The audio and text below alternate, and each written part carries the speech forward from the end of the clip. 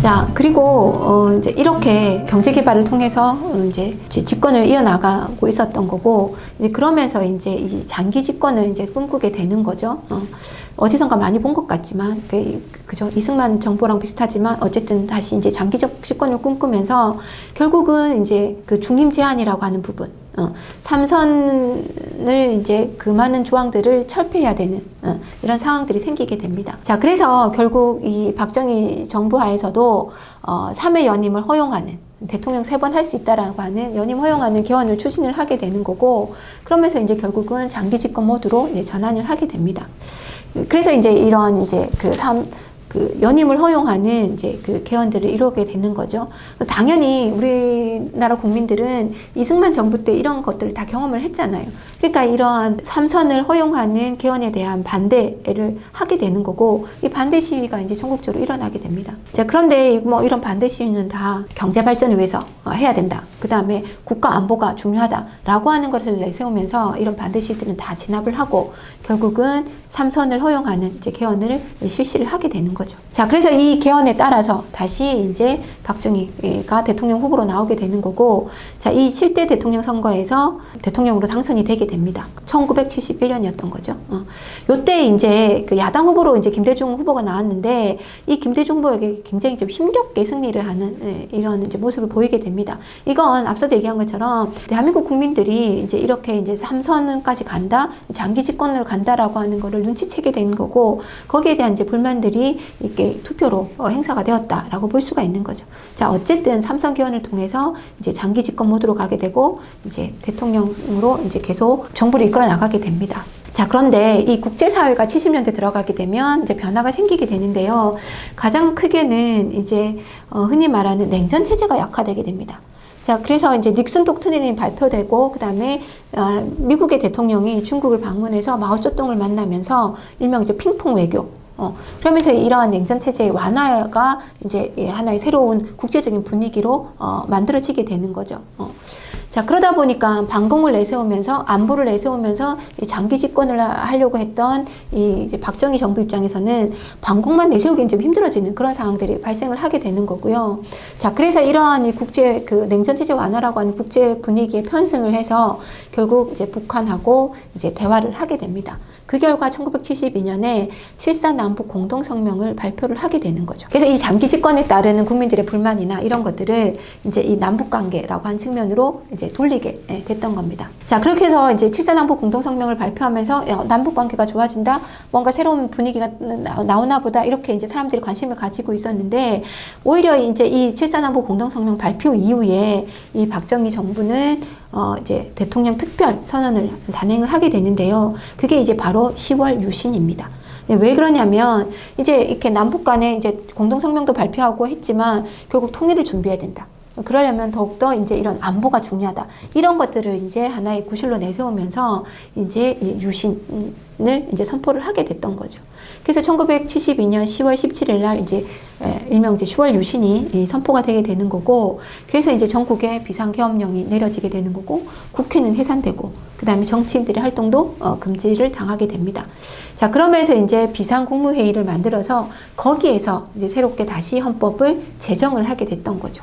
이때 만들어진 새로운 헌법이 바로 유신헌법입니다. 자, 그래서 이제 10월 27일 유신헌법이 만들어지고, 이제 새로운 헌법이 만들어졌으니까 이거를 국민투표에 붙여서 새 헌법으로 확정을 짓게 됩니다. 자, 그리고 이때 이제 헌법을 개정하면서 새로운 유신헌법이 만들어지면서 대통령 선출도 앞서 본 것처럼 71년 대통령 선거에서 박정희 대통령이 승리를 하긴 했지만 사실 야당 후보였던 김대중 후보의 선전이 눈에 띄었다는 거죠. 이제 그러다 보니까 이제 이 유신헌법을 반포하면서 이제 대통령 선거 방법도 직선제에서 이제 간접 선거로 다시 바꾸게 됩니다. 그래서 이제 통일주체 국민회의라고 하는 것을 만들어서 그 통일주체 국민회의에서 대통령을 선출하는 방식으로 바꾸게 되는 거죠. 자, 그래서 이렇게 헌법을 바꾼 이유에 72년 10월 유신헌법을 만든 이후에 그 헌법에 맞춰서 통일주체국민회의를 만들고 그 통일주체국민회의에서 다시 간선으로 대통령을 선출을 하게 됩니다. 그래서 그 해 72년 10월 23일 날 이제 대통령으로 박정희가 선출이 되게 됐던 거죠. 자, 이때 만들어지는 이제 유신헌법이라고 하는 게 어떤 거냐라고 하는 부분을 보면 일단 대통령 임기를 6년이라고 하는, 좀 길게 한 거죠. 기존에 4년에서 이제 6년을 하고, 그 다음에 중임 제한을 아예 없애버립니다. 그게 이제 계속 중임 제한을 뒀던 것이 이제 발목을 잡아서 삼선 개헌을 했던 거고, 그죠? 그리고 거기서 이제 더 나가서 아예 중임 제한을 없애버린 거죠. 그 말은 뭐, 종신 집권을 하겠다. 종신 집권을 가능하게끔 헌법을 바꿔놓은 겁니다. 그리고 앞서 얘기한 대로 대통령은 간선제로 바꿔버린 거죠. 여기서 끝나는 게 아니라 이제 국회 해상권, 그 다음에 국회의원의 3분의 1의 추천권, 그 다음에 대법원장 선출권, 그 다음에 법관 임명권, 이것들 다 대통령이 가지게 됩니다. 대통령에게 엄청난 권한이 부여가 되게 되는 거죠. 여기뿐만 아니라 더 나아가서는 긴급조치권이라고 하는 것도 주어지게 되는데요. 이거는 흔히 말해서 국민들의 기본권, 이제 헌법에 보장한 국민의 그 기본 인권을 중심으로 하는 기본권이 있잖아요. 그런 기본권들도 이제 제한할 수 있는 그냥 무소불위의 권력이 대통령에게 주어지게 됐던 거죠. 그래서 말 그대로 이 유신헌법이라고 하는 것은 대통령제가 훨씬 더 강화되는, 대통령에게 모든 권한이 부여되는 이런 체제였던 거고요. 그래서 결국 이 종신집권을 실현시키기 위한 거였고, 나아가서는 이런 대통령에게 모든 권한을 줌으로 인해서 권위적인 독재체제를 만드는 법이었다. 이렇게 볼 수 있습니다. 자, 이렇게 이제 유신체제가 마련되고 유신헌법에 따라서 이제 유신이 이루어지게 되다 보니까 당연히 여기에 대한 반대운동이 일어날 수밖에 없는 거죠. 그죠? 그래서 유신 반대 민주화운동이 일어나게 됩니다. 자, 여기 유신을 반대하고 있었던 김대중은 일본에서 납치돼서 이제 한국에 다시 돌아오게 되는 거고요. 나아가서는 이제 뭐 그 당시에 이제 민주인사라고 할 수 있는 장기하나 백기환 이런 사람들이 개헌, 청원, 100만인 서명 운동을 합니다. 그러니까 헌법을 다시 바꾸자라고 하는 이런 이제 운동들을 하게 되는 거고요.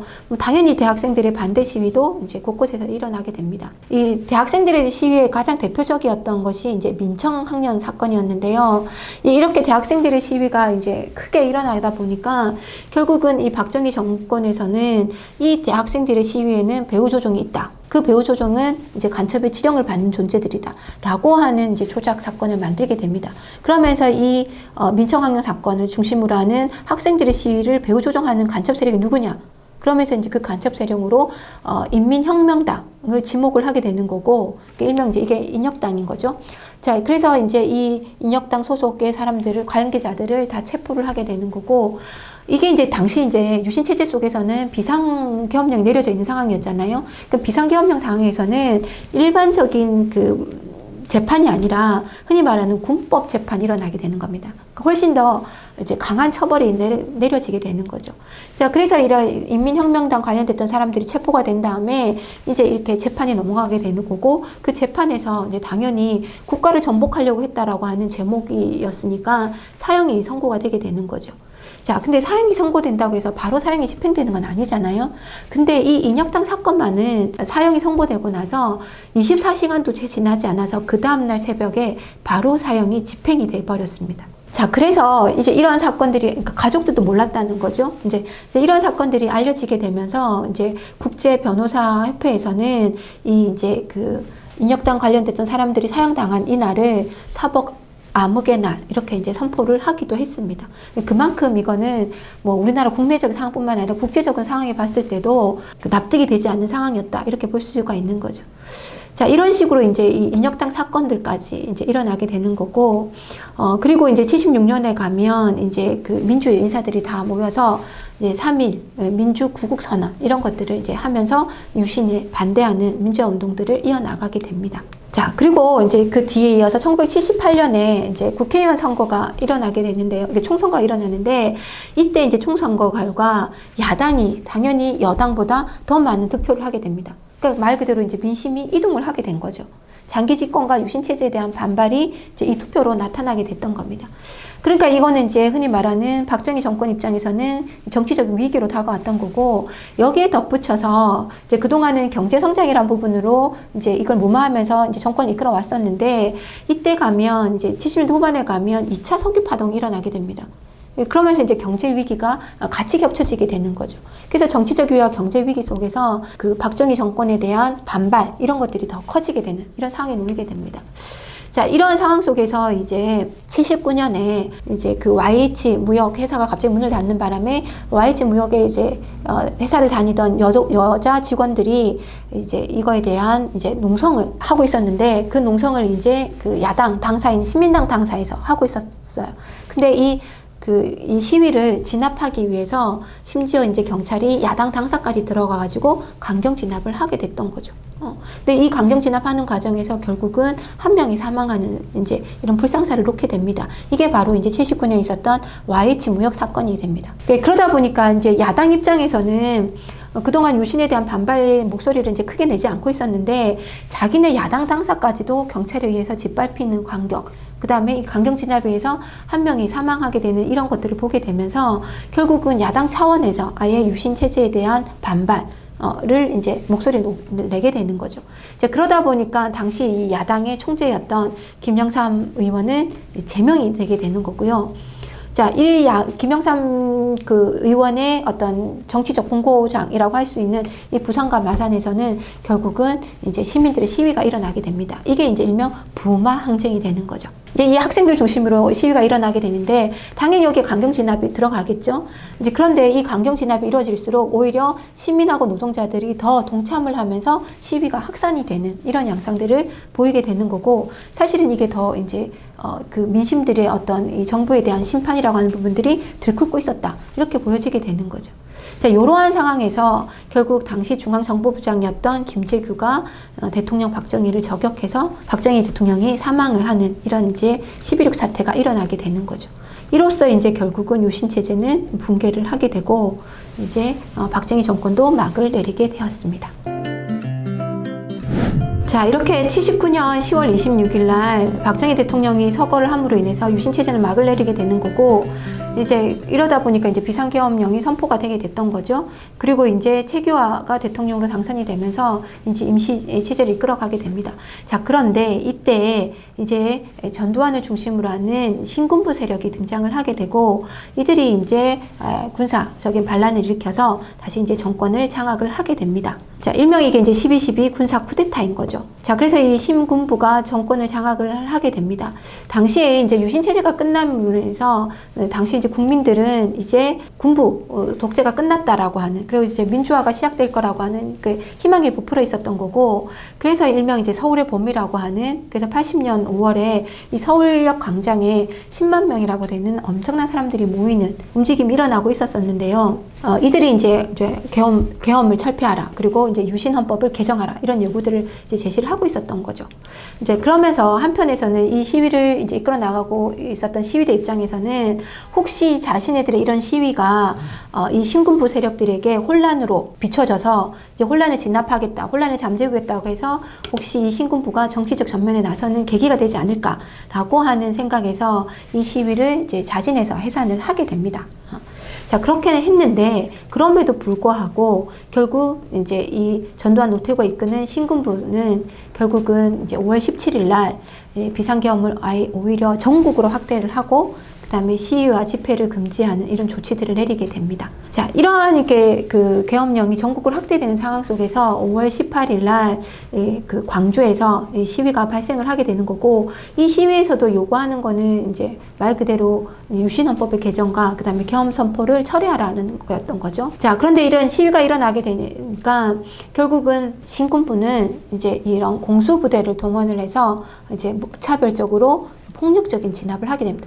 그러니까 이 경찰이 진압하는 거와 군대가 진압하는 거는 완전히 상황이 달라요. 그래서 이 공수부대가 동원이 돼서 진압이 되었기 때문에 엄청나게 이제 무차별적인 폭력 상태가 발생을 하게 됐던 거고, 그러자 이제 당연히 광주 시민들이 분노를 하게 되는 거죠. 그래서 이제 시민들이 이제 시위대에 참여를 하게 되고, 이제 그들이 이제 전남도청에 모여서 대규모 집회를 이제 펼치게 되게 됩니다. 자, 이렇게 이제 그 대규모 집회가 펼쳐지게 되니까 계엄군은 그 시위대를 향해서 발포를 하게 됐던 거고요. 그래서 그 과정에서 이제 엄청난 많은 이제 희생자를 낳게 됩니다. 그러다 보니까 일부 이제 시민들이 결국 경찰서를 습격하거나 해서 이제 무장을 하게 되는 거고, 스스로 무장을 해서 이제 시민군을 조직해 나가게 됐던 거죠. 자, 그래서 이렇게 시민군이 조직하면서 이제 무력으로 저항을 하니까 결국 계엄군이 일시적으로 광주 외곽으로 이제 철수를 하게 되었습니다. 이제 계엄군이 경주 외곽으로 나가면서 철수하면서 한편에서는 이 광주 시민들을 폭도로 규정을 한다거나 매도한다거나 그리고 나아가서는 이제 광주로 통하는 통신들을 다 차단하고 그다음에 교통도 다 차단을 해버리게 됩니다. 결국은 이제 이 광주가 완전히 고립되는 이런 상황이 발생을 하게 되는 거죠.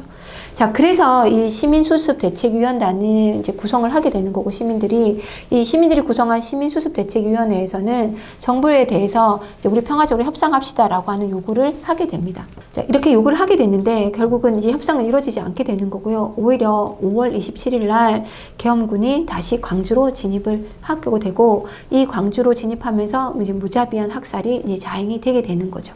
그러면서 이제 이 시민군, 그 다음에 시민들이 차지하고 있었던 이 전남도청을 이 계엄군이 장악을 하게 됩니다. 그러면서 이제 5.18 민주화 운동은 이제 강경 진압에 의해서 이제 끝이 나게 되는 거죠. 자, 그래서 이 5.18 민주화 운동은 한마디로 얘기하면 신군부가 불법적으로 정권을 탈취한 거에 대해서 맞선 이제 민주화 운동이다. 이렇게 이제 얘기를 할 수 있는 거고, 그래서 우리가 5.18 민주화 운동 이렇게 이제 이 운동의 성격을 규정을 하고 있는 거죠. 뿐만 아니라 이 이제 80년 5월 18일 있었던 이 민주화 운동은 이후에 80년대 신군부 집권기에 일어나게 되는 많은 민주화 운동의 어떤 토대가 되었다. 라고 할 수 있고요. 이게 이제 국내에서만 국한되는 게 아니라 그 당시에 이제 이 동아시아에서도 많은 이제 민주화 운동들이 일어나고 있었는데, 대표적으로 이제 필리핀 같은 경우에는 피플 파워 운동이 일어나고 있었거든요. 이것처럼 아시아 국가들의 민주화 운동에도 굉장히 큰 영향을 주고 있었습니다. 자, 그리고 또 하나, 이 5.18 민주화 운동은 반미 운동이 일어나게 되는 하나의 계기가 되기도 했습니다. 왜냐하면 결국은 5.18 그 시민들의 시위를 진압하기 위해서 공수부대, 군대가 동원이 된 거잖아요. 당시, 지금도 그렇지만 국군 작전 지휘권은 우리나라 국군이 갖고 있는 게 아니라 미국이 갖고 있단 말이에요. 그렇기 때문에 이 군대를 이동시키고 그저 파견하고 하려면 결국 작전 지휘권을 갖고 있는 미국의 승인 또는 묵인이 있어야만 가능하다는 겁니다. 그래서 결국은 이 공수부대가 동원이 돼서 강경 진압이 이루어졌다라고 하는 것은 결국 미국의 신군부에 대한 어떤 지지, 암묵적인 지지 또는 그런 것들이 있었다라고 이제 사람들이 판단을 하게 되는 거고, 그거를 이제 계기로 해서 이제 이런 반미 운동이 일어날 수밖에 없는 이제 그런 계기가 되었습니다.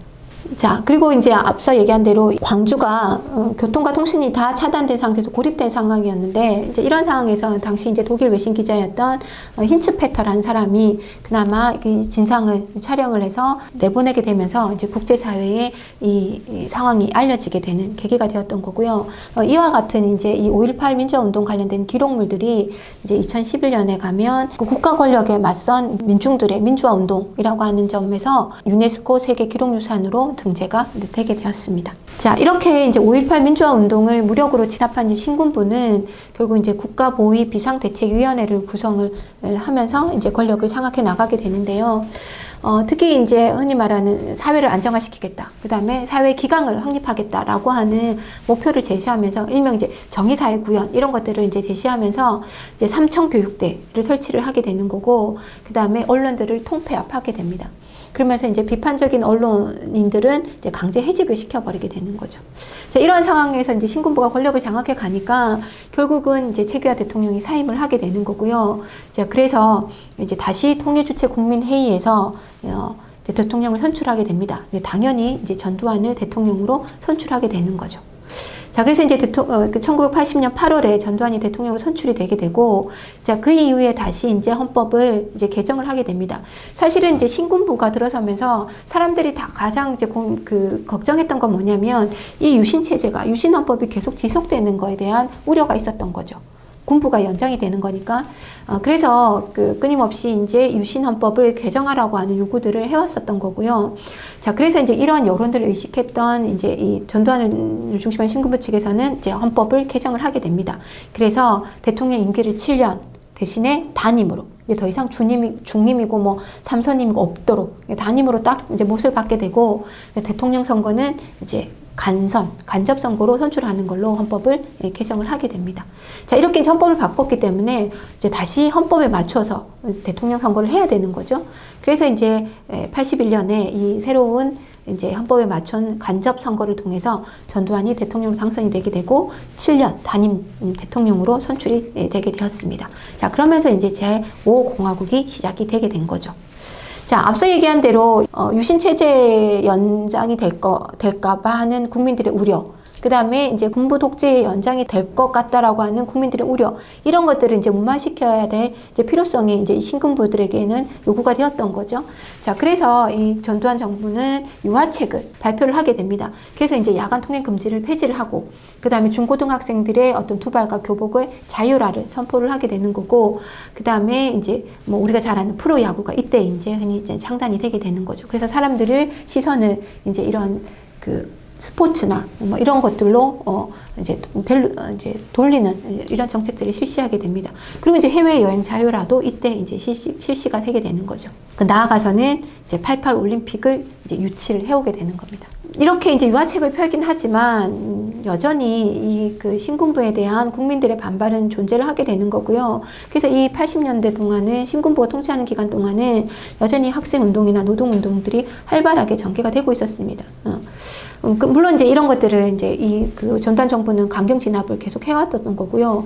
이 강경 진압을 하긴 하지만 그렇다고 해서 이 학생운동이나 노동운동의 어떤 그 열기나 민주화 열망들을 꺾기에는 역부족이었다. 이렇게 이제 얘기를 할 수가 있습니다. 자, 그러다 보니까 이제 결국 이제 학생이나 민주인사들, 그 다음에 나아가서는 일부 이제 정치인들도 결국에는 이제 대통령 직선제로 바뀌어야만 민주화가 갈 수 있다. 민주화로 가는 이제 하나의 그 단계로 대통령 직선제를 요구를 하게 됩니다. 자, 거기다가 이제 1985년에 이제 국회의원 총선거가 실시가 되게 되는데 이 총선거에서 이제 야당이 이제 선전을 하게 됩니다. 이제 야당이 급부상을 하게 됐다라는 거죠.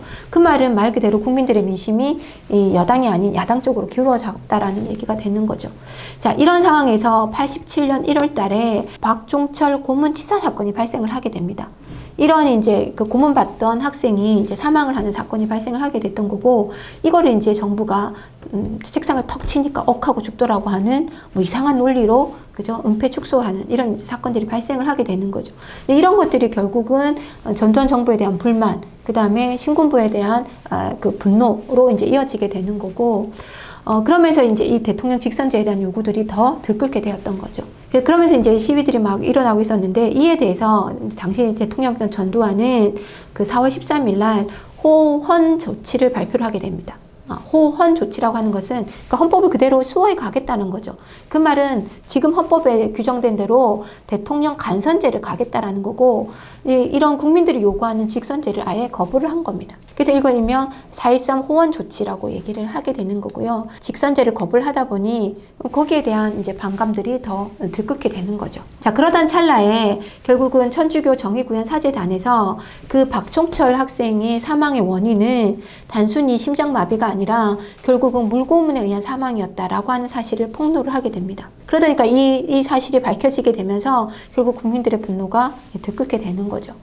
그러면서 이제 이 시민단체들을 중심으로, 학생과 시민들을 중심으로 해서 민주헌법쟁취국민운동본부가 이제 꾸려지게 됩니다. 국민운동본부를 중심으로 해서 대통령 직선제 개헌들을 추진을 하게 되는 거고, 요구를 하게 되는 거고, 나아가서는 이제 일명 이렇게 사람을 죽이는 살인 정권, 정권 퇴진 운동도 같이 전개를 해 나가게 되는 거죠. 그래서 이때 이제 나오는 구호가 호헌 철폐 독재 타도, 이제 이 구호들이 이제 전국에 막 외쳐지게 되는 거죠. 자, 이런 상황 속에서 또 하나 이제 87년 6월 9일 날 당시 이제 시위를 하고 있었던 이한열 학생이 진압 경찰이 쏜 이제 체류탄에 맞아서 사망하는 사건이 발생을 하게 됩니다. 그 다음 날인 6월 10일 날 이제 국민대회가 개최가 되는데, 자, 이 국민대회에 거의 이제 흔히 말하는 학생이나 뭐 민주시민 이런 사람들 중심이 아니라 당시 그 주변에서 일을 하고 있었던 넥타이 부대라고 하는 직장인들까지 다 동참을 하면서 말 그대로 호헌철폐 독재 타도를 외치고 있었다는 거죠. 무려 100만 명이나 되는 사람들이 모여들었다는 겁니다. 그래서 이런 대대적인 시위가 일어나니까 결국은 이제 여기에 대한 이제 정부의 어떤 대응이 나올 수밖에 없었던 거죠. 자, 그래서 당시 이제 여당이었던 민정당의 대표였던 노태우가 이제 그 6월 29일 날 결국은 이제 직선제 개헌안들을 수용하겠다라고 하는 이제 발표를 하게 됩니다. 이게 이제 6.29 선언이게 되는 거죠. 자, 그래서 이런 직선제 개헌안의 요구가 받아들여져서 결국은 이제 직선제로 바뀌게 되는 거죠. 결국 이게 6월 민주화 항쟁은 한마디로 얘기하면 학생과 시민들이 어떤 평화적인 시위를 통해 가지고 군사 독재를 끝내고 평화적으로 정권을 교체할 수 있는 그런 길을 열어놨다. 이제 헌법의 개정까지로 이루어지게 된 거죠. 그래서 이것 또한 이제 민주화의 하나의 큰 밑거름이 되었다라고 평가를 할 수가 있습니다.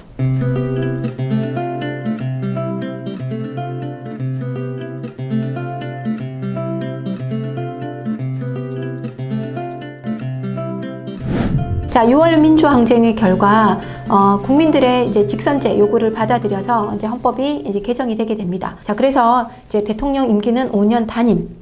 그리고 대통령 선출은 직선제를 내용으로 하는 헌법 개정안이 통과가 되게 됐는데요. 이게 이제 9차 개헌으로 이렇게 개정된 헌법이 지금까지 이어지고 있습니다. 자, 그래서 이제 이 그 새로운 헌법에 따라서 5년 단임 대통령 직선제에 맞춰서 대통령 선거를 실시를 하게 됐는데 이때 이제 대부분은 이제 정권 교체가 이루어질 것이라고 생각을 했으나 이 야권에서 김영삼과 김대중 그 두 후보가 단일화에 실패함으로 인해서 결국 이제 표가 갈리게 되는 거죠. 그래서 이제 그 여당 후보였던 노태우가 대통령으로 당선이 되게 되었습니다. 자, 그리고 그 다음에 이듬해 88년에 이루어졌던 국회의원 선거에서는 이제 그 여소야대라고 하는 정국이 형성되게 됩니다. 즉, 이제 야당이 이제 다수 의석을 차지를 하게 됐다는 거죠. 이제 그러다 보니까 이제 이 야당이 이제 주도하는 이제 전국을 주도해 나가게 되고, 그래서 이제 그동안 계속 문제가 되었던 5공화국의 비리, 그 다음에 이제 5공화국 출범 과정에서 발생했었던 5.18 민주화 운동에 대한 진상규명, 이거 이제 청문회가 실시가 이루어지게 됐던 거죠. 자, 그러다 보니까 당시 이제 노태우 정부 입장에서는 일단은 자기 그 여당이 소수이다 보니까 전국 운영하는데 굉장히 어려움을 겪게 되고 있었던 거고, 이런 이제 분위기를 쇄신하기 위해서 결국은 3당 합당을 이제 단행을 하게 됩니다. 즉, 이제 그 김영삼, 김종필 이 두 사람들을 끌어들여서 이제 3당 합당을 해서 거대 야당이라고 하는 이제 민주자유당을 창당을 하게 됐던 거죠. 그러면서 이제 전국을 이제 이 거대 여당을 중심으로 해서 이제 자기네들 중심으로 이끌어가게끔 전환을 하게 되었습니다. 자, 그리고 이제 88년에는 우리가 잘 아는 서울 올림픽이 이제 성대하게 개최가 되었죠. 자, 그리고 이제 이 노태우 정부 시기에는 이제 남북 화해 모두가 모색이 되게 되는데요. 이건 이제 국제적인 사회 분위기와 함께 이제 남북 화해 모두가 이제 이루어지게 되는데, 그래서 이제 이때 가면 남북 기본 합의서가 채택이 되게 되고, 그 다음 한반도의 비핵화라고 하는 것이 이제 선언이 되게 되고, 그 다음에 이제 서로를 인정하는, 그래서 남북한 유엔 동시 가입도 이루어지게 됩니다. 자, 그래서 이런 것들이 이제 흔히 말하는 냉전체제 해체라고 하는 분위기가 반영된 거라고 볼 수 있는 거죠. 그리고 실제로 이제 냉전체제가 해체됨으로 인해서 그동안 국교가 단절이 되고 있었던 소련이나 중국과도 수교가 이루어지게 되었습니다. 그러면서 이제 그 수교하는 국가들, 그 다음에 대외 관계가 좀 더 확대되는 모습들을 보여지게 되는 거죠. 자, 이렇게 이제 3당 합당의 결과, 다시 이제 이 3당 합당한 민주자유당의 후보로 김영삼 후보가 이제 대선에 출마를 하게 되고, 이 거대 여당이다 보니까 이제 김영삼 후보가 대통령에 당선이 되었습니다. 자, 그래서 이 김영삼 정부의 출범이라고 하는 것은 5.16 군사 정변 이후에 31년 만에 들어서는 문민정부다. 그래서 민간 정부라고 할 수 있는 거고, 그래서 김영삼 정부는 이제 흔히 말해서 문민 정부를 이제 표방을 해 나가고 있었던 거죠. 자, 그래서 이제 흔히 말하는 이제 민주화 운동의 결과 이제 이렇게 문민 정부의 수립까지 이루어지게 됐다라고 평가를 할 수가 있는 거죠. 자, 그렇기 때문에 이제 문민 정부에 거는 기대가, 국민들의 기대가 컸겠죠. 그래서 이제 김영삼 정부에서는 이제 여러 가지 개혁들을 추진하게 되는데, 대표적으로 보면 금융실명제를 단행하게 됩니다. 이제 그래서 지하에 숨어있던 이제 그런 금융들을 다 오픈하게끔 하게 되는 거고, 그 다음에 지방자치제를 이제 전면적으로 실시를 하게 되는 거죠. 자, 그리고 또 하나는 역사 바로 세우기에 나가게 됩니다. 그래서 이제 그 가장 문제가 되었던 이제 5공화국의 문제, 그러니까 즉 그 5.18 민주화 운동의 어떤 그 진상규명 과정에서 전두환 노태우를 구속하는 이제 이런 일들이 일어나게 되는 거고, 그 다음에 이제 역사 바로 세우기, 이제 친일 잔재를 청산해야 된다라고 하는 측면에서 그 식민지 지배의 상징이었던 조선 총독부 건물을 철거를 하게 됩니다. 자, 이렇게 해서 이제 역사 바로 세우기도 이제 진행을 하게 되는 거고요. 그 다음에 세계 경제를 이끌어가는 그 국가들의 기구인 경제협력개발기구, OECD에도 이제 가입을 하면서 이제 국제적인 어떤 활동에 대한민국의 첫발을 띄는 이런 모습들도 보여주게 됩니다. 자, 그런데 이런 개혁들을 열심히 잘 추진을 하고 있었지만, 그러나 결국 97년에 외환위기를 맞이하게 되는 거고, 결국 국제통화기금, 즉 IMF의 지원을 받는, 국제금융의 지원을 받는 이제 IMF 사태가 일어나게 되는 거죠. 자, 그래서 97년에 이 IMF 사태로 인해서 이 97년 대통령 선거에서는 자연스럽게 결국 야당 후보였던 김대중 대표가 이제 대통령에 당선이 되게 됩니다. 자, 이 김대중 정부는 한마디로 얘기하면 최초의 평화적인 정권 교체였다라고 평가할 수 있는 거죠. 이제 여당에서 야당으로 정권이 교체가 된 거잖아요. 그죠? 그러니까 우리 이제 헌정사상 최초의 여야 정권 교체였던 거고, 뿐만 아니라 이제 평화적인 정권 교체였다라고 하는데 굉장히 큰 의미가 있습니다. 자, 근데 어쨌든 이 김대중 정부의 가장 큰 과제는 97년에 있었던 이 IMF, 그 전국을 타개하는 거죠. 그래서 이 IMF 극복이라고 하는 것이 가장 큰 과제로 떠오르게 되는 거고, 그래서 이제 기업 구조 조정, 그 다음에 금융개혁, 이런 것들을 실시를 하게 되고, 그 다음에 뭐 이제 국민들이 이제 나서서 금모으기 운동 이런 것들도 이제 동참을 하게 됩니다. 이제 이러한 이제 개혁들을 실시하는 과정에서 결국은 생각보다 빠르게 이제 IMF에게 빌렸던 기금들을 갚는, 그래서 IMF 구제금융에서 탈출하는 2001년에 이제 탈출을 하게 되는 거죠. 자, 또 하나 김대중 정부에서 일어났던 정책 중에 이제 대표적인 게 햇볕 정책입니다. 자, 이미 냉전 체제는 끝났어요. 그죠? 그래서 이런 냉전 체제 끝난 상황에서 이제 남북 관계를 어떻게 풀어갈 것이냐. 그래서 이제 대립적인 관계가 아니라 이제 우호적인 관계로 풀어나가고자 했던 거고, 그것이 이제 햇볕 정책으로 나오게 됐던 거죠. 자, 그 결과 이제 2000년에 김대중 대통령이 평양을 방북해서 김정일을 만나는 남북 정상회담이 이제 열리게 되었던 거죠. 그래서 그 남북 정상회담의 결과 6.15 남북 공동선언이 발표가 되게 되는 거고, 자, 이렇게 이제 남북 정상회담과 남북 평화, 한반도의 평화를 공이 크게 세웠다라고 해서 이제 노벨 평화상을 수상하기도 했습니다. 자, 그 뒤에 이어서 그죠? 이제 노무현 정부가 다시 이제 그 정권이 계승이 되어서 노무현 정부가 들어서게 되는데, 노무현 정부는 이제 과거사 청산을 이제 국정 과제의 핵심으로 이제 내세우게 됩니다.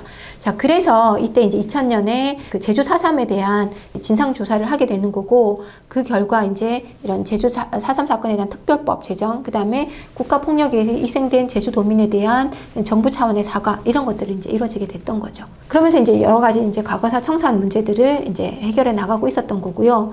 또 하나 이제 이 노무현 정부에서 추진했던 것이 이제 행정수도 이전이었어요. 자, 그래서 이제 행정수도 이전하려고 했는데, 문제는 헌법재판소에서 판결 나기를 수도는 서울이어야 된다라고 해서 결국은 행정수도 이전은 이제 추진을 할 수가 없게 되었던 거죠. 그래서 이제 결국은 2012년에 가면 행정수도 이전은 안 되고 행정중심 복합도시 라고 하는 형태로 이제 세종시가 이제 마련되게 되었고, 거기에 이제 지금 국가기관들이 많이 이전해 있는 상황인 거죠. 자, 그리고 또 하나 이제 이 노무현 정부에서는 이제 그 한미 FTA, 그러니까 자유무역협정이 체결되게 됩니다. 뒤에서 다시 설명을 하겠지만, FTA라고 하는 건, 그러니까 자유무역협정이라고 하는 건 결국에는 이제 자유무역을 확대해 가는 거고, 국가가 다자간 이렇게 무역을 확대해 나가는 거고, 이거는 이제 이 당시에 이제 신자유주의 경제라고 하는 그 체제에 우리도 편승해 가는다라고 하는 걸 보여주게 되는 거죠. 자, 그리고 이제 노무현 정부는 김대중 정부에 이어서 이제 남북 정상회담을 이제 추진을 하게 되는 거고, 성사를 하게 되는 거죠. 그래서 2007년에 남북 정상회담을 하게 되지만, 이게 이제 정권 말기여서 이후에 이제 정권이 바뀌면서 이때 이루어졌던 여러 가지 이제 협의사항이나 이런 것들은 계속 이어지지 못하는 한계점은 있었습니다. 자, 2008년에 되면 이제 10년 만에 여야 정권 교체가 이루어지게 됩니다. 그래서 이제 경제 성장을 강조하는 이명박 정부가 들어서게 되는 거죠. 그래서 이명박 정부는 실용주의를 내세우면서 경제 성장, 그다음 일자리 창출들을 이제 강조를 하게 됩니다. 그러면서 이제 일명 이제 4대강 사업도 이제 대대적으로 시행을 하게 되는 거였고요. 그리고 이제 G20 정상회의도 이제 우리나라에서 개최를 하게 됩니다. 그래서 이제 우리나라의 어떤 그 국가적 위상 이런 것들을 이제 보여주는 이런 행사들을 했던 거죠. 자, 그리고 그 뒤를 이어서 박근혜 정부가 들어서게 되는데요. 박근혜 정부는 마찬가지로 이제 이 경제 성장을 강조를 하게 됩니다. 그러면서 이제 창조 경제, 문화융성 이런 것들을 이제 과제로 내세우게 되고 강조를 해 나가게 됐던 거죠. 자, 그러나 이 박근혜 정부는 이제 세월호 사건이라든지 그다음에 역사 교과서를 국정화하는 그런 것들을 추진한다든지 그다음에 한일 일본군 위안부 문제를 동의 없이 이제 합의를 해버린다든지 이런 것들을 이제 여러 가지 이런 문제들로 인해서 결국은 이제 국민들의 저항을 받게 되는 거고요. 이제 국민들이 이제 촛불을 들고 이제 시위에 나서게 됐던 거죠. 그러면서 이제 결국은 대통령 탄핵까지 이제 요구를 하게 되었던 거고, 이 국회에서 결국은 대통령 탄핵 그 소추안이 가결되고 이게 이제 헌법재판소에서 대통령 박근혜 파면이 결정이 되게 되었습니다.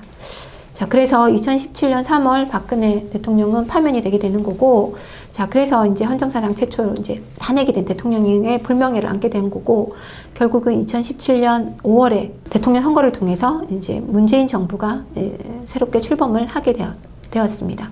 자, 그래서 문재인 정부는 그 이듬해인 2018년 4월에 이제 남북 정상회담을 이제 판문점에서 개최를 했죠. 그러면서 이제 남북 관계의 어떤 개선 이런 것들을 위한 노력들을 하고 있습니다. 우리가 이제 남북이 분단돼 있다 보니까 결국 이 남북 문제를 어떻게 해결할 것이냐라고 하는 게 이 하나의 과제가 되는 거죠. 그래서 이제 이번에는 이 각 정부별로 이 통일을 위한 어떠한 정책들이 추진되었는가라는 부분을 한번 정리해 보도록 하겠습니다. 자, 이승만 정부는 말 그대로 이제 반공을 이제 국시로 내세우고 있었던 거고, 특히나 이제 전쟁도 치렀잖아요. 그러다 보니까 이제 북진 통일론을 주장을 하게 됩니다. 그러니까 적대적 관계가 지속될 수밖에 없었던 거죠. 자, 그래서 제2공화국에 들어서 장면 내각이 들어서게 되면 이 4.19 혁명을 거치면서 이제 국민들의 평화 통일 운동이라든지 그다음에 중립화 통일론들이 제기는 되긴 하지만 이 장면 내각이 그런 통일안들을 끌어안지 못하고 오히려 이제 유엔의 감시하에서 남북 총선거를 통해서 이제 통일 정부를 수립한다라고 하는 이제 안을 제시를 하게 됩니다. 이건 이제 국민들의 호응을 받지 못했던 거죠. 자, 그 뒤에 이제 박정희 정부에 들어서게 되면 70년대 들어가면서 일명 이제 닉슨 독트린 이후로 이제 그 냉전 체제가 완화가 되게 되죠. 이런 완화 분위기에서 결국은 남북 관계에서도 이제 변화 조짐이 보입니다. 그 결과 1971년에 남북 적십자 회담이 일어나게 되고, 그 과정에서 이제 이산가족 찾기가 이제 제한이 되게 되는 거죠. 그래서 말 그대로 이제 인도적인 차원에서의 어떤 그 제휴 이런 것들을 해보자라고 하는 얘기가 나오게 되는 거고, 그러한 이제 회담의 결과 그 다음에인 1972년에 가면 7.4 남북 공동성명이 발표가 되게 됩니다. 자, 이 7.4 남북 공동성명은요, 자주, 평화, 민족 대단결이라고 하는 통일 원칙이 그 발표가 되는 중요한 이제 성명이라고 얘기할 수가 있습니다. 자, 그래서 이제 이 그 공동성명의 결과 이제 남북조절위원회가 설치가 된 걸로 이제 합의를 이루어지게 된 거죠. 그래서 이제 이렇게 남북 관계가 물꼬를 트나라고 했지만 결국은 이제 유신 체제가 선포가 되면서 결국 남북 관계는 각자 체제를 더 강화하는 부분으로 나가게 됩니다. 자, 그 뒤에 이제 제5공화국 전두환 정부가 들어서게 되면서 이때 이제 최초로 이산가족 상봉이 이루어지게 되는 거고요. 그러면서 이제 나아가서는 남북 예술단 교환 공연도 1985년에 이루어지게 되었습니다. 자, 그 뒤를 이은 이제 노태우 정부에 가게 되면, 이 노태우 정부에 가면 이제 이게 90년대로 접어드는 거잖아요. 90년대에 접어들면 이제 사회주의가 몰락하게 되는 거고. 그래서 냉전 체제가 완전히 와해가 되었기 때문에 결국은 이제 남북 관계에서도 변화의 조짐이 보이게 되는 거죠. 자, 그래서 89년에 가면 이제 우리 정부 차원에서 한민족 공동체 통일 방안이라고 하는 게 제시가 되게 되고, 그러니까 우리도 이제 통일에 대한 준비를 해 나가게 된다는 거죠. 자, 그리고 이제 91년에 남북 기본 합의서가 채택이 되게 됩니다. 자, 이 기본 합의서 내용은 뭐냐면, 이제 서로 남북이 이제 체제가 다르고 하니 이 체제를 인정하고 상호 침략하지 않는다. 그 상호 불가침의 원칙. 그 다음에 상대의 체제를 인정한다. 그 다음에 교류와 협력을 확대해 나가자. 이러한 이제 원칙들을 이제 이런 기본 내용들의 합의를 하게 됐던 거죠. 자, 그래서 여기서 본 것처럼 기본 합의서에서 본 것처럼 상대 체제를 인정하기로 했잖아요. 그래서 91년에 이 남북한이 유엔 동시 가입을 하게 됐던 겁니다. 그리고 이제 나아가서는 이제 이 한반도의 비핵화도 이제 선언을 하게 됐던 거죠. 그 이러한 이제 그 남북 관계 변화 움직임이 노태우 정부 90년대에 이제 일어나고 있었다라고 하는 것을 확인할 수가 있는 거고요. 그 뒤에 이어지는 김영삼 정부에서는 사실 이 분위기를 이어서 남북 정상회담을 이제 추진을 하게 됩니다. 그리고 하기로 합의까지 했었던 거죠. 그런데 안타깝게도 94년에 김일성이 갑자기 사망하는 바람에 이 남북 정상회담은 중단을 하게 되었습니다. 자, 그러고 나서 이제 정권 교체가 된 다음에 김대중 정부가 들어서면서 햇볕 정책을 실시를 하게 되는 거고, 그 일환으로 이제 현대그룹의 정주영 회장이 촛대를 몰고 방북을 하게 되면서 이제 남북 관계에 물꼬를 트기 시작을 하게 됐던 거죠. 자, 그 결과 2000년에 평양에서 제1차 남북 정상회담이 개최가 되게 되고, 그 회담의 결과 이제 6.15 남북 공동성명이 발표가 되게 됩니다. 그래서 그 내용이 이제 흔히 말해서 개성공단을 설치한다. 그 다음에 금강산 관광을 실시한다. 그 다음에 이제 남북을 연결하는 경의선 철도 사업을 복원한다. 그리고 이산가족 상봉한다. 라고 하는 내용들이 이제 선언이 되게 되는 거죠. 그래서 남북 관계가 조금 화기애애하게 햇볕 정책에 따라서 분위기 전환이 되는 이런 움직임들을 보여주게 되는 거고요.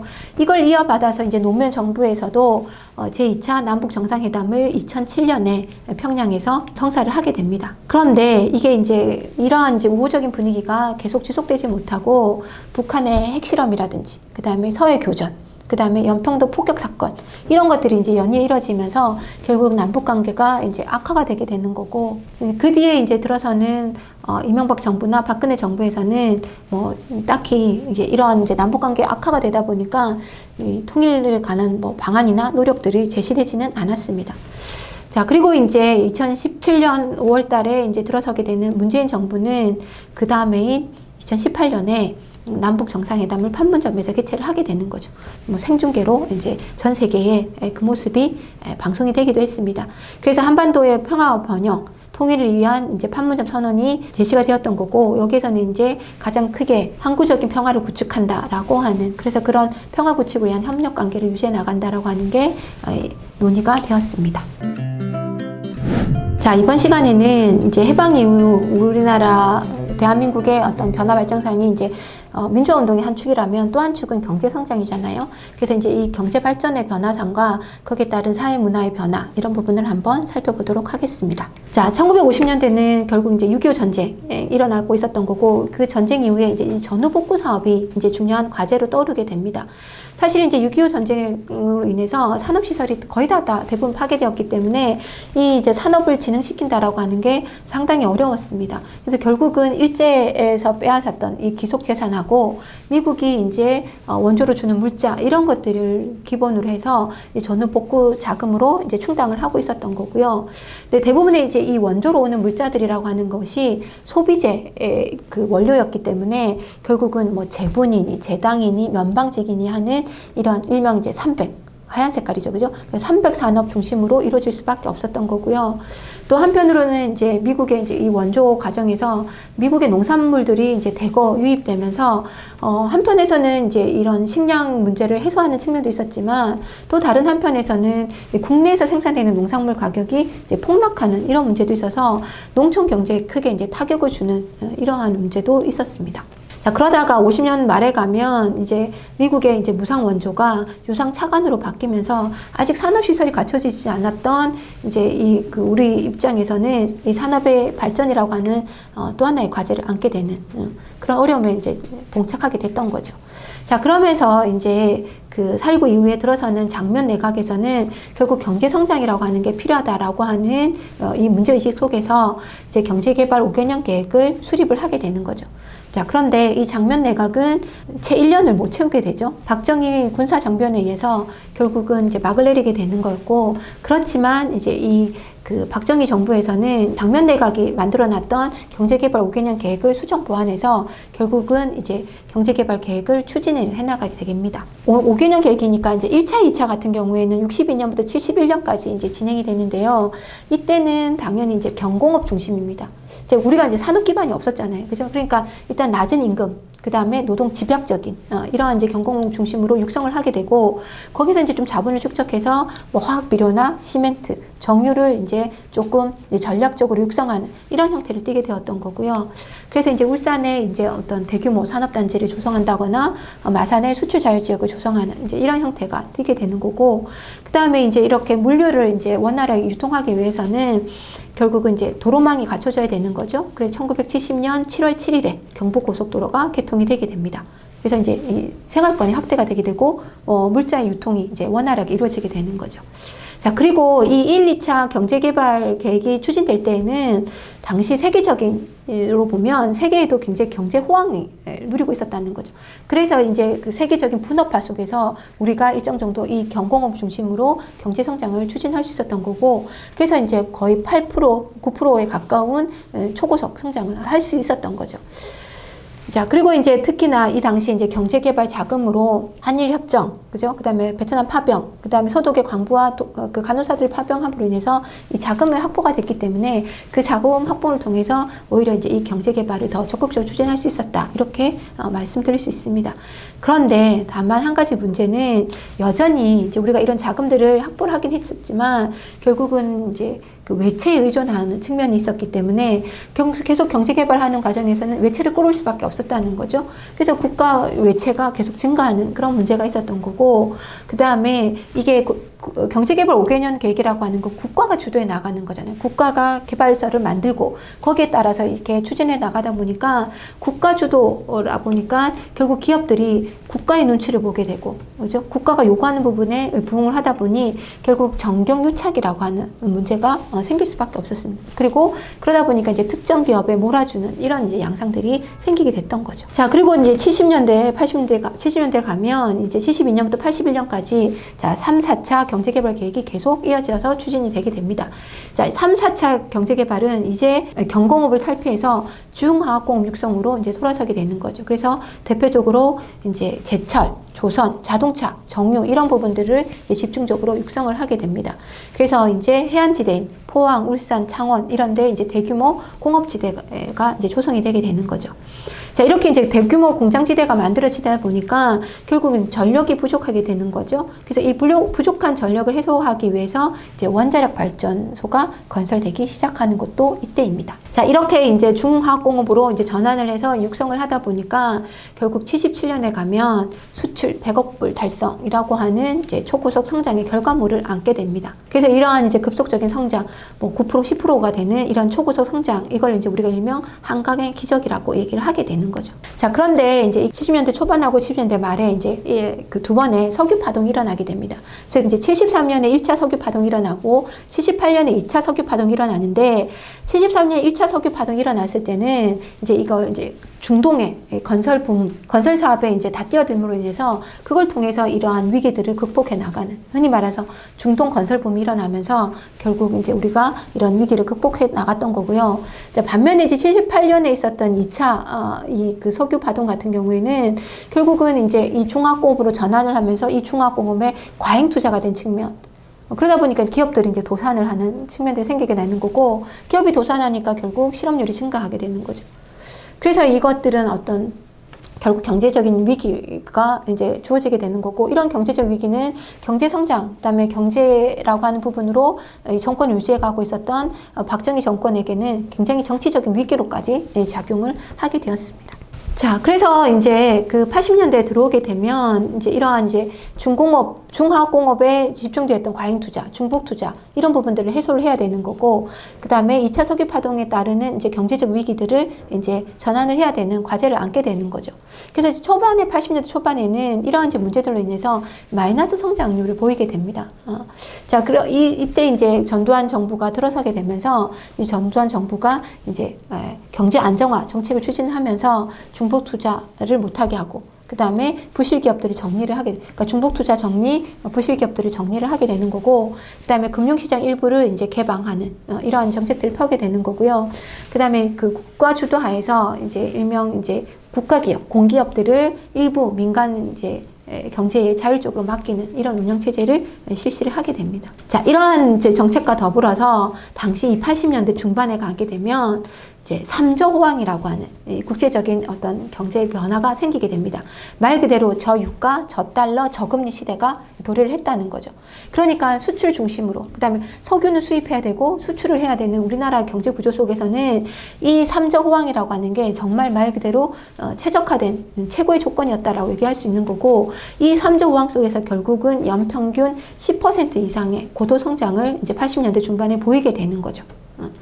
자, 그러면서 이제 이렇게 축적된 자본을 기반으로 해서 이제 반도체나 자동차와 같은 기술 집약적인 산업에 집중적으로 이제 투자가 이루어지게 됩니다. 자, 이렇게 이제 60년대부터 80년대까지 이제 우리가 쭉 고도 성장을 해왔는데요. 이러한 이제 이 고도 성장의 경제적인 어떤 번영이라고 하는 부분, 성장이라고 하는 부분들에서 이렇게 긍정적으로 평가할 수 있지만 그 성장에 따르는 이제 그림자도 여전히 비추고 있었다라고 하는 부분을 지적할 수 있겠습니다. 자, 결국 60년대 이후에 우리나라는 성장 위주의 경제 정책인 거죠. 몇 퍼센트 성장했다, 얼마 수출했다라고 하는. 자, 그러다 보니까 결국 이제 어떤 성과 중심, 그 다음에 성장 중심이라다 보니까 결국은 이 분배가 제대로 이루어지지 못했던 거고, 그 분배가 제대로 이루어지지 못하는 과정에서 빈부격차는 생길 수밖에 없었던 겁니다. 더더군다나 우리는 이제 그 수출을 중심으로 이제 경제가 굴러가고 있었잖아요. 그 수출 중심을 하다 보니까 그러면 싼 값의 그 제품을 만들어야 되니까 결국은 임금 상승을 억제하는 이 정책을 취할 수밖에 없었던 거고, 그래서 저임금, 저고가 정책을 실시를 하게 됐던 거죠. 그러다 보니까 그 피해는 고스란히 누가 받냐? 저임금을 받는 노동자와 저고가 정책에 따르는 농민들이 고스란히 피해를 떠안게 됐던 거고, 그러니까 분배도 제대로 되지 않는 상황에서 저임금, 저고가라고 하는 정책에 따르는 피해를 노동자, 농민이 떠안게 됐던 거죠. 거기다가 수출 중심이다 보니까 결국은 저임금, 장시간 노동, 그 노동 집약적인 노동이 중심을 이룰 수밖에 없었다는 거죠.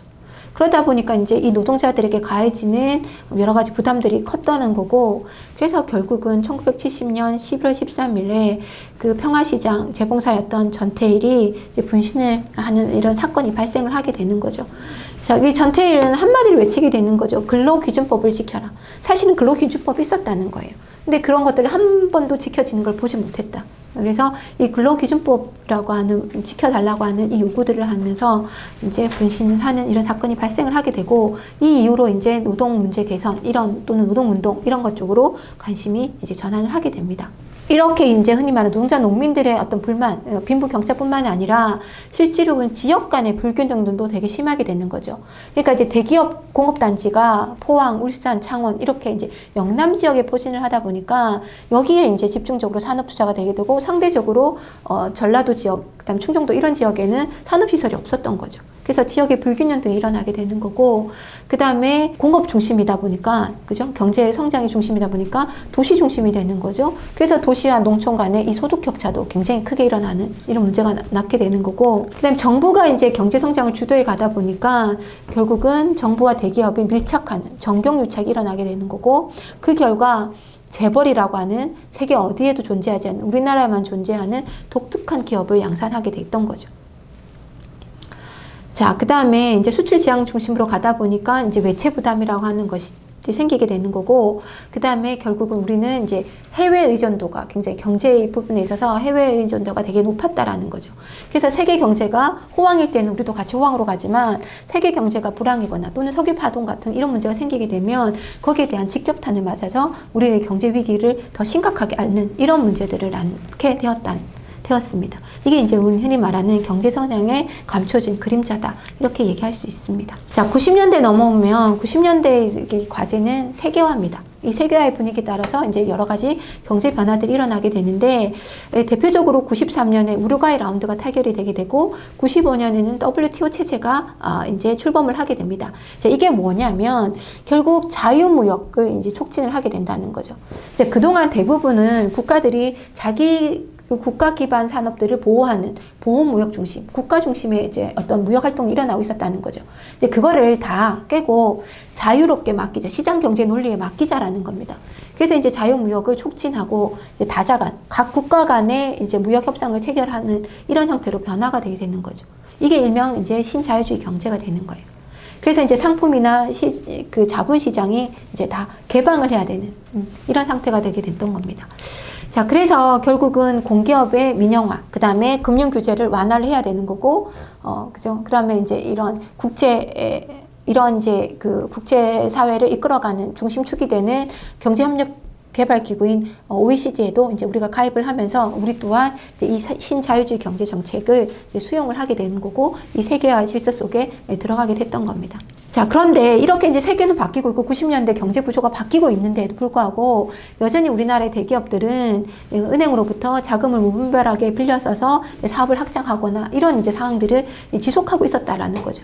그러다 보니까 결국은 이제 이 외환 위기를 직격탄으로 맞을 수밖에 없었던 거고, 당시 이제 97년에 이제 이 동남아에서부터 시작된 이 외환 위기가 결국 이제 우리나라에까지 이제 영향을 끼치게 되는 거고, 이런 외환 위기가 이제 도래를 하다 보니까 그동안 우리나라에 투자했던 외국 자본들이 대거 자본 회수해 나가게 되는 거죠. 그러다 보니까 어떻게 돼요? 외환고가, 우리가 갖고 있어야 되는 외환 보유고가 뚝 떨어지게 되는 거죠. 고갈 상태에 빠지게 됐다는 거죠.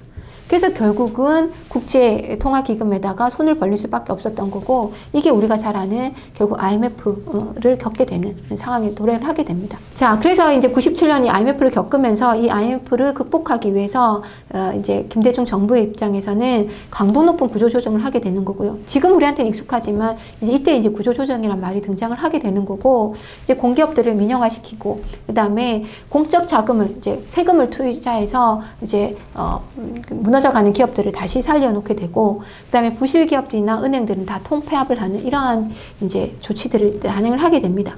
이런 기업에 대한 조치뿐만 아니라 결국은 구조조정하는 과정에서 정리해고제가 실시가 되게 되는 거고, 그 다음에 근로자 파견제도 실시가 되게 됩니다. 그리고 이제 근무기 운동도 이제 실시가 되게 되죠. 그래서 이러한 노력 결과 이제 2001년에 이제 상당히 빠른 시기에 IMF 그 지원금을 조기 상환하는 이런 성과를 발휘하게 되지만, 결국 이때 실시했던 정리해고제나 그다음에 근로자 파견제 이런 것들이 결국 대량 해직을 낳게 되는 거고요. 그다음에 근로자 파견제, 즉 비정규직 노동자를 양산하는 이런 결과를 낳게 되는 거죠.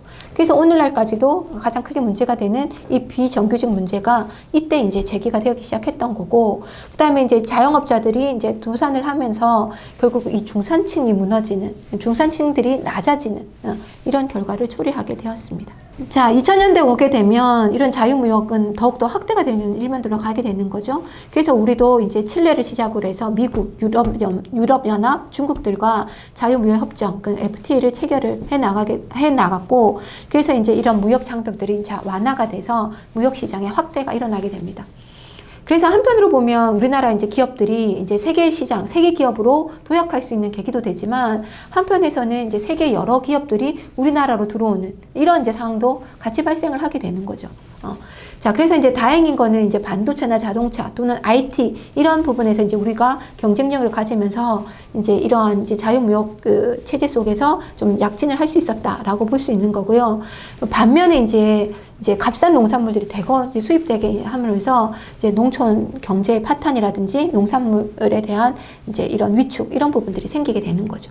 그래서 이런 농촌 사회를 어떻게 안정화시킬 건가 하는 게 이제 하나의 과제로 남아 있게 됩니다. 자, 이 세계화가 이제 지속되다 보니까 이제 무역이라고 하는 부분의 의존도가 더 높아지게 되는 거고, 그러면서 이제 세계 경기 어떤 변화에 훨씬 더 민감하게 반응을 하는 이런 이제 상황들은 계속되는 거고요. 그 다음에 이 과정에서 이제 흔히 말하는 시장이 한국이라고 하는 시장에서 세계 시장으로 확대가 되는 거잖아요. 그래서 이게 그 세계 시장 무역의 확대에 잘 적응하는 대기업들은 그 규모가 커지게 되지만, 거기에 적응을 잘 못하는 중소기업들은 오히려 더 위축이 되게 되는 거죠. 그러다 보니까 대기업과 중소기업 간의 격차가 더 크게 일어나게 되는 거고, 심지어는 이 대기업들의 문어발 경영이라고 하는, 그러니까 소상공인이나 중소기업들이 하고 있는 이러한 그 상업에까지 이제 손을 뻗치게 되면서 결국 여기에 대한 이제 규제, 제재 이런 부분들이 이제 요구가 되게 되었던 거죠. 그러면서 이제 나아가서는 이렇게 빈부격차가 발생하면서 이게 이제 사회 계층 간의 격차를 더 양산하는 이런 결과도 낳고 있습니다. 자, 그리고 마지막으로 이제 사회문화를 잠깐 살펴보면요. 자, 50년대에는 이제 전쟁 중에 이제 피난민들이 막 발생을 하다 보니까 대부분 피난민들이 이제 도시로 몰리게 되었던 거고, 그 전후, 전쟁 후에는 이제 복구를 이제 도시 중심으로 복구를 하게 되죠. 그러더니 보니까 이제 사람들이 다 도시로 몰리게 되는 급속한 도시화가 이루어지게 되는 거고, 그 농촌에서 도시로 인구 유입이라고 하는 이촌 향도 현상이 이제 활발하게 이루어지게 됩니다. 그러다 보니까 이 도시의 인구가 이제 가밀화가 일어나게 되는 거고, 농촌에서 올라온 사람들이 결국은 이제 이 도시 외곽에 집을 짓고 살게 되는 거죠. 그래서 무허가 판자촌, 그 다음에 판잣집들이 이제 형성이 되게 되었습니다. 거기다가 이제 이 전쟁 직후에 이제 일명 베이비붐 시대, 출산율이 증가하면서 베이비붐 시대가 열리게 되는 거고, 그러면서 이제 취학률도, 그러니까 학교에 진학하는 율도 증가하게 되는 거고, 이제 교육열이 이제 불붙게 되는 거죠. 자, 그러면서 이런 것들이 흔히 말해서 뭐 초등학교가 2부제, 3부제 운영되기도 했었습니다. 자, 이런 이제 취학률이나 그 다음에 교육열이라고 하는 것은 결국 60년대에 가면 경제 성장하는 원동력이 되기도 했고, 지금도 마찬가지. 우리 자원이 없는 우리나라 입장에서는 이런 인력이라고 하는 부분, 그 다음에 교육열이라고 하는 부분이 이런 이제 경제를 이끌어가는 중심축 역할을 한다라고 볼 수가 있습니다. 자, 그리고 이렇게 이제 전쟁을 겪었잖아요. 그럼 전쟁 과정에서 당연히 이제 남성들이 이제 전쟁에 참전했다가 전사하는 경우가 많았기 때문에 남성의 사망이나 또는 부상하는 경우가 많아서 결국은 여성들이 가정이나 사회에서 역할을 해야 되는, 그래서 여성 역할의 증가가 이 50년대 전후 상황에서 보여지게 되는 거고요. 그 다음에 이제 유엔군이 들어오고 미군이 들어오면서 결국 미국식 대중문화, 이런 것들이 들어오면서 결국은 이제 전통의 가치들과 충돌하는 이런 양상들도 일어나게 되었습니다. 자, 그리고 60, 70년대 가면 이제 산업화가 막 진행이 되는 시점이죠. 산업화가 되니까 당연히 산업화는 도시 중심으로 일어나게 되니까 당연히 이 도시화 현상은 더 가속화되게 되는 거고요. 당연히 이제 이 도시로 몰려드는 도시 빈민 문제도 하나의 이제 사회 문제로 자리를 잡게 됩니다. 자, 그러다 보니까 이제 이런 각각 도시들이 개발이 되다 보니까 이 도시와 도시를 잇는 국도가 이제 확대가 되게 되는 거고, 나아가서는 이제 이 지하철과 같은 대중교통들이 이제 확장이 되게 되는 거죠. 그러면서 이제 전국이 이제 일일 생활권, 뭐 고속도로도 놓아지고 이러면서 일일 생활권으로 묶이게 됩니다. 그리고 이제 이렇게 사람들이 모여들게 되니까 당연히 주택난이 발생을 하게 되죠. 그래서 결국은 대규모 아파트 단지를 형성한다거나 또는 신도시를 개발한다거나 이런 걸 통해 가지고 이 주택난들을 해소하는 이런 정책들을 실시를 하게 됩니다. 자, 그러다 보니까 문제는 농촌이 쇠퇴해지는 거죠. 자, 그래서 이제 농촌 생활 환경을 개선하기 위해서 1970년부터 새마을 운동이 이제 일어나게 되는 거고, 그래서 이제 농촌 사회 어떤 개발 이런 움직임이 일어났는데, 이 새마을 운동은 단순히 농촌 생활 개선 운동에서 그치는 게 아니라 그 이후에 가면 뭐 근면 자조 협동이라고 하는 형태로 국민 의식을 개혁하는 이런 운동으로까지 이제 확대가 되게 됩니다. 자, 산업화에 따르는 노동자 수가 이제 증가함으로 인해서 결국은 저임금, 장기간 노동에 이제 노동자들이 노출이 되게 됐던 거고, 그 다음에 특히나 이제 이 여성 노동자들이 이제 증가한, 왜냐하면 남성에 비해서 여성에게는 임금을 적게 줘도 되다 보니까 이제 여성 노동자들이 이제 증가를 하게 됐던 거고요. 그래서 이제 이 여성 노동자들 중심으로 해서 이제 당시에 가면 생존권을 요구한다거나 이제 처우 개선 요구하는 노동조합 운동이 이제 활발하게 일어나게 되는 거고, 여기에 따르는 이제 정부의 노동운동 탄압도 이제 같이 일어나게 되는 거죠. 자, 그리고 사회적으로 보면 이때 이제 흔히 말하는 이제 장발, 그 다음에 뭐 미니스커트 이런 것들이 유행을 하게 되는데, 이게 이제 사회적인 차원에서 보면 이제 단속의 대상이 되는 거죠. 사회에 대한 반항이고 저항이라고 판단을 하게 됐던 거고, 그래서 장발을 단속한다거나 미니스커트 길이를 단속하는 이러한 이제 생활 속에서의 규제, 단속들이 이루어지게 되는 거고, 우리가 잘 아는 것처럼 이제 금지곡들도 많이 양산을 하게 되게 됩니다.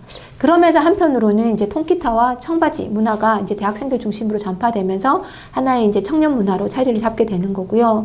그 다음에 당시에 이제 60, 70년대만 해도 여전히 이제 우리가 식량이 풍족하지 않았기 때문에 식량 자원을 절약한다는 측면에서 혼식, 그러니까 이제 잡곡과 섞어 먹어야 되는 혼식과 그다음 분식 이런 것들이 장려가 되기도 했었습니다. 그래서 이제 학생들은 도시락 검사를 받는다거나 이런 일도 있었던 거죠. 그리고 이제 쌀 생산량을 증대시키기 위해서 이제 개량한 통일벼 이런 것들이 이제 보급이 되기도 하였습니다. 8, 90년대에 가게 되면 이제 중화학공업이 발전을 하게 되잖아요. 그러면서 이제 대규모 산업장이 만들어지게 되죠. 그러다 보니까 이제는 여성 중심의 노동에서 남성 노동자가 중요해지게 되고, 그렇죠? 남성 노동자 중심의 이제 노동운동이 일어나게 됩니다. 그리고 이제 87년 이후에 가면 민주화운동 결과 이 사무직, 흔히 넥타이 부대라고 얘기하는 사무직에서도 노동운동이 활발하게 전개가 되게 되고요. 그 영향으로 이제 일명 이제 전국 단위의 노동운동이 전개가 되는데, 그 대표적인 게 민주노총, 그 다음에 정교조 이런 것들이 이제 조직이 되게 되는 거죠. 자, 그리고 이제 사회적으로, 문화적으로 보면 이때 이제 컬러 텔레비전이 80년대 들어가면 보급이 되기 시작합니다. 그러니까 이제 프로야구나 이런 이제 스포츠를 이제 장려함으로 인해서 그 스포츠를 이제 화려한 컬러로 보이게끔 하는 거죠. 그러면서 이제 정치적인 관심들을 그런 스포츠나 문화로 돌리는 정책들이 펼쳐지게 되는 거고, 그래서 이런 컬러 텔레비전 보급이 그런 역할을 하게 되는 거고, 나아가서는 이제 이 전화기도 보급이 되게 되고, 또 이제 미국 문화 이런 걸 통해서 패스트푸드점들이 이제 전국에 보급이 되는 이런 이제 문화적인 변화상을 보이게 됩니다. 자, 그리고 2000년대에 오게 되면 이제 시민운동이 확대가 되게 되죠. 우리가 이제 87년 이후로 이제 이 민주화 운동의 경험을 바탕으로 해서 이제 시민운동이 확대가 되게 돼서 이제는 그 시민운동의 주제도 환경, 여성, 이런 형태들로 이제 확대가 되게 됩니다. 자, 그리고 이제 2008년에 가면 이제 호주제가 폐지가 되게 되고 가족법이 개정되면서 이런 이제 여성운동에 더 힘을 실어주는 이제 결과를 낳게 되는 거고, 그 다음에 이제 이 신자유주의 경제, 그죠? 그 다음에 무역의 장벽이 무너지게 되면서 결국 외국 노동자가 이제 우리나라에 많이 들어오게 되는 거고, 우리도 마찬가지로 일자리를 찾아서 해외에 많이 나가게 되는 거죠.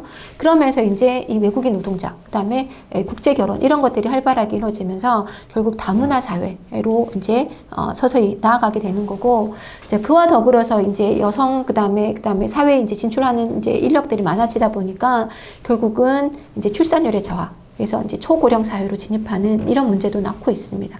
이제 그와 더불어 2000년대 우리 지금의 가장 핵심은 초고속 인터넷이라고 하는 이제 또 하나의 무기를 가지게 된 거고, 스마트폰을 가지게 된 거죠. 이걸 통해서 이제 새로운 4차 산업이라고 하는 부분들을 어떻게 추진할 것인가라고 하는 부분에 그 기로에 서 있다라고 볼 수 있습니다. 자, 이와 더불어서 이제 2000년대 들어오면 일명 이제 한류 열풍이 일어나게 되는 거죠. 그래서 이제 K-팝을 중심으로 해서 이제 드라마 이런 것들을 통해서 이제 일명 K-컬처라고 하는 이런 형태로 나아가게 되는 거고, 뭐 오늘날 이제 BTS로 대표되는, 그죠? 이제 더 이상 K-팝이 이제 단기적인 또는 일시적인 현상이 아니다라고 하는 게 증명이 되게 된 거죠. 자, 그리고 현재 우리에게 주어지고 있는 코로나19 사태, 과연 이걸 어떻게 극복할 것이냐에 따라서 사실은 이제 우리가 기존에 알고 있었던 선진국이라고 하는 개념, 또는 이 전 세계에서 어떤 나라가 주도권을 가져갈 것이냐라고 하는 점들도 변화가 보이지 않을까, 큰 그 국제적인 변화가 보이지 않을까, 이렇게 예상을 해보게 됩니다.